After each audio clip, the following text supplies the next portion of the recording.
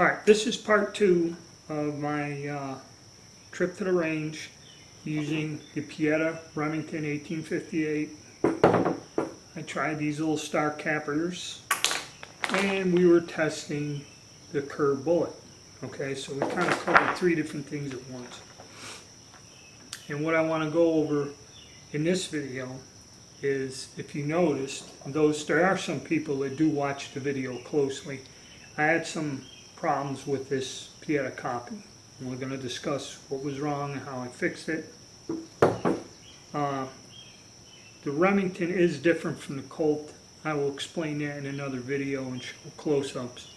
And when I tried to use these little star cappers, because the way the Remington cylinder is cut and formed in the shape of the port, the snail cappers won't work. So I thought to use these, which gave me a little bit of difficulty at first, but then I got it and these worked fine. Okay, and I'll go over why, the reason why. And lastly, the performance of the Kerr bullet, which for an exact copy of period correct, this is an outstanding bullet in the 44 calibers, and it works well. I dare say, well, the reason it works better, or is a better choice than the Johnson & Dow, is the shape of it. And if you have a pistol like this one here with the ramrod number, or the ramming part, number 1, because of the design flaw of the modern replica, is closer and you don't have the room. And also it's rounded. A couple of these it's rounded, so you don't have that cone shape that would deform and crush the bullet. If you got the period correct pointed bullet, you know, it's kind of pointless to get the mold or get the bullet and then just crunch the hell out of it. Yeah, it'll probably work, but it kind of defeats the purpose of going to the trouble to get the bullet. It's not designed. They're basically designed for Colt style guns. Okay, where this Kerr kind of, it'll fit just about in anything and it works well. Okay, so let's start with the Remington and the problems that I had with it and what I did to fix it real quick. Alright, problems with the handgun.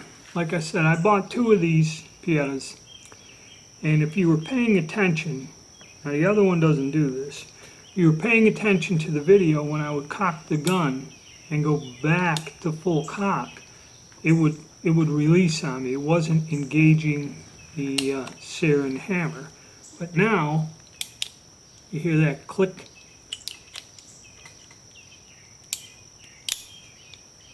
That solid click, it wasn't doing that.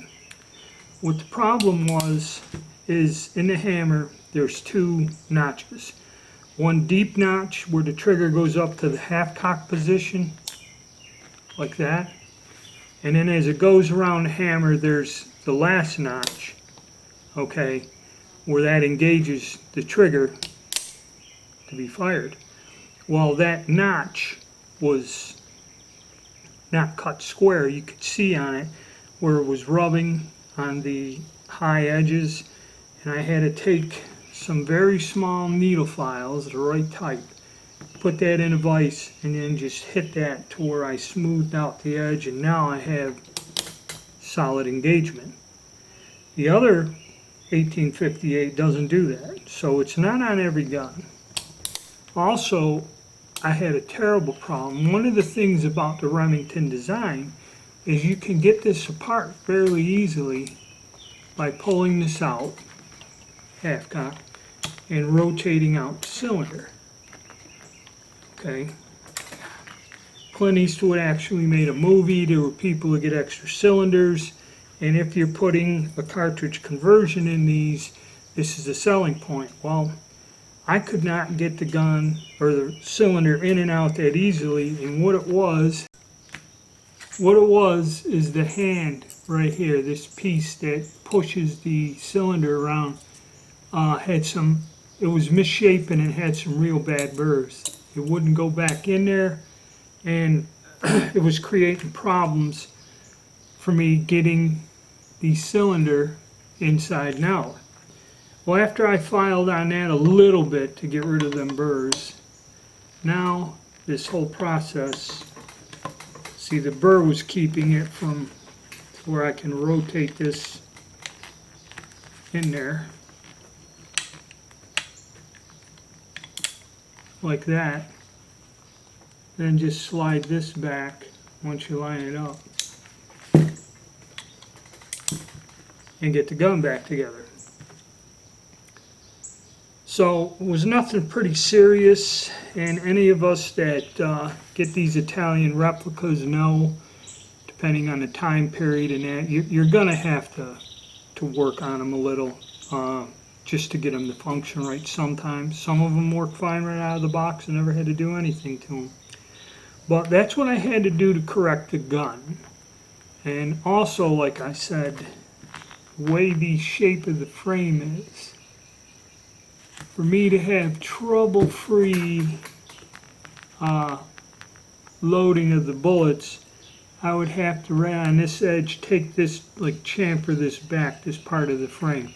And like I said, I don't think that I will do that, okay? So now I got the gun 100%, we can go have some more fun with it. All right, I don't know how well you'll be able to see this, but here's a Colt 1860. And if you notice in the cylinder, this area around the nipple is pretty wide open.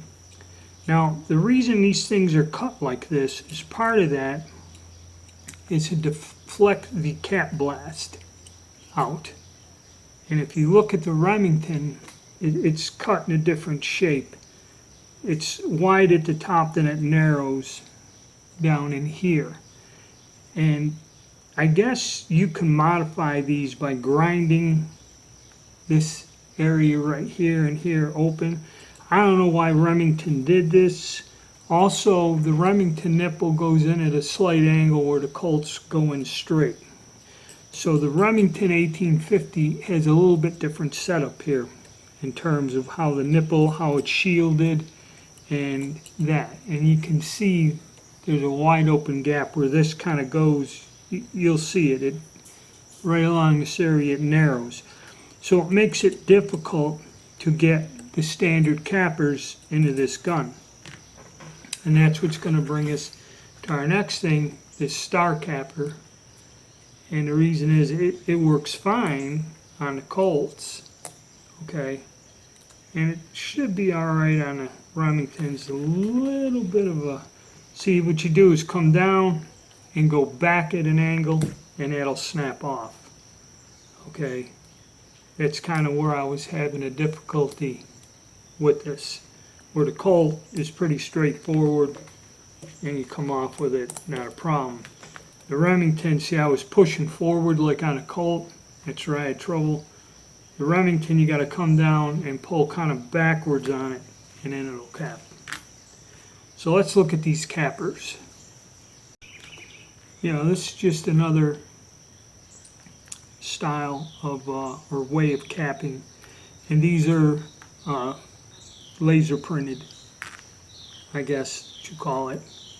And if you notice, like this one here, the little slits are kind of filled in where they're supposed to be like this open, so you get that springing action when you pull it.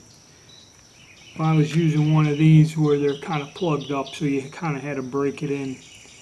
And the quality of these, they cost anywhere from $3 to $5, and depends who you get them from. I got these off of eBay because several guys overseas make them, and you're talking 2 months or something to get them shipped to you. So I got these from a U.S. address, got them in a week. They could be some that were made by different companies and different people, but again, 3D printed, that's where the future is. But what's nice about these, you know, is they work like on a Remy. I got to where I was getting it like I just showed you. I just had to get the technique down and they work fine.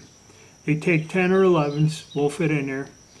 The only downside is you have to load these like at home, and then I have them ready and go to the range and use them. where the snail capper will hold 100 caps. But they do work. I just had to get the technique down. So it's something, you know, maybe for you. I may order more, you know, I don't know. But it's something I tried out, and it does work. So it just takes some getting used to. All right. Okay, now Kerr bullets.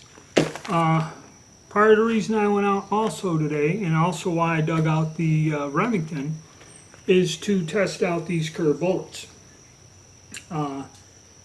And unfortunately, with everything going on, I don't really have the time to print out. I showed the targets in the first video, so you can see the accuracy part of it.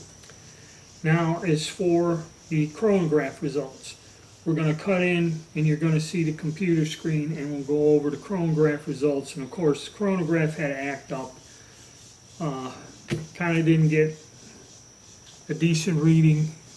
Something got screwed up, but check out the chronograph results, and we'll get back. All right, in reviewing the chronograph results, for some reason my chronograph's screwing up. When I was going through this, it came out better. You see there's one here, 115. That should be 615. And then your standard deviation is going to come down to a single digit. All right, so that is with 22 grains. That is what I got. Now, trying to eliminate that shot, what I ended up with, and I see this is why Mark probably likes that load of 22 grains, is because of a chronograph reading. See, now you get a standard deviation of 6. But when I went to delete the shot, it took 2 out. So the 22 grains on a chronograph looks good. Consistent, very good. And you're looking at an average about 617. Now, when we add 2 grains to 24 grains on that, we get a standard deviation of 30, and the bullet weight is 225 grains. But you see, with your velocities down there, you're really not getting an increase in velocity. Okay, not much at all. Okay, and 633, a very, very slight increase. But I found that it's a tad bit more accurate. With my Johnson & Dow bullets, that's the results I got, was a single digit variation. That's why I went with the 24 grains. So I don't know, 22, 24, I kind of lean towards the 24, but the chronograph readings show where the 22 is probably the best load. Okay, so when Mark from Era's Gone says that he uses that in these Pietas, and that's what he's talking about, these 1851s, the 22 grain is good. And the reason he goes with that is much like my 24 grain load for the Johnson & Dow, the chronograph results were good, you know.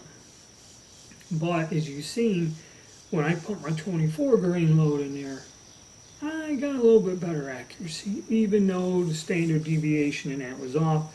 And what's really neat about these Kerr bullets, if you use his technique, and I made the video to lube them, you just drop them in, run them, and with the powder charges, it's a little bit slower than a combustible paper cartridge, and I'm going to make a video discussing that, and kind of something that I don't like about it. But if you get pre-measured loads, pre-lubed, that's pretty quick. Loading and then use the little capper, you're off, and you know, once you get the process down, you can load these guns up pretty quick and shoot well.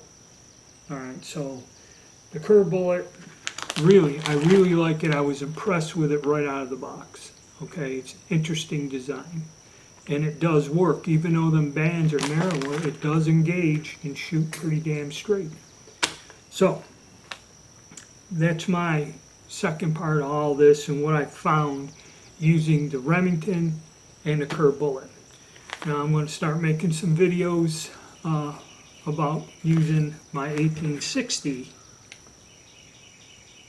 nipples and the Kerr bullet in this. Okay, stay tuned, guys.